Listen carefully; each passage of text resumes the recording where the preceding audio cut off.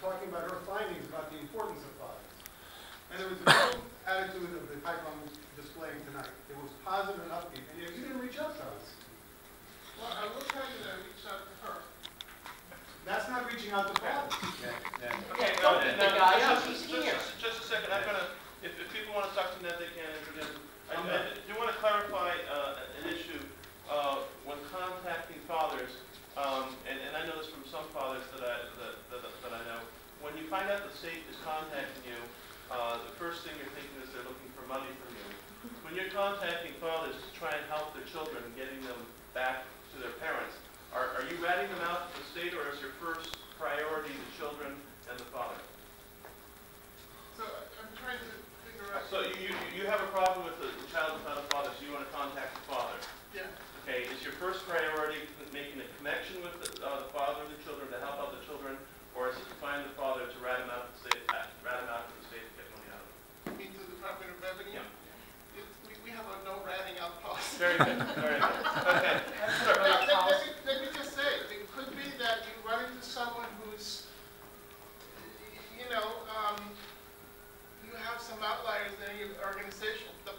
We don't have a policy that says that if you have someone who has arrears in child support, you report that or anything like that. We don't ask about that issue. We're really about the child relationships, okay, and preserving and supporting relationships. Okay.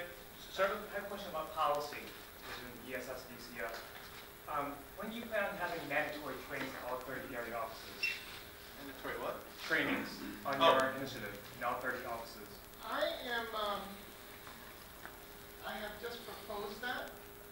The department has a series of initiatives that are moving forward right now, and it's really sort of a jockeying for resources right now. And we're hoping that the agency doesn't get cut because of the state budget is contracts right now. And the federal government doesn't put in, any real, well, it doesn't put funding in this area per se. So if we're going to do something, it's going to be with state monies. They're more likely than anything to be cut. I know there's probably I know there's a discussion going on. I have put a proposal forward for training for everyone and detailed training. I just don't know what's going to happen right now. I believe it's going to happen. Whether the issue more is, does it happen all within 1 year, or do we take 2 years to do it? I'd like to tie two questions together with the third.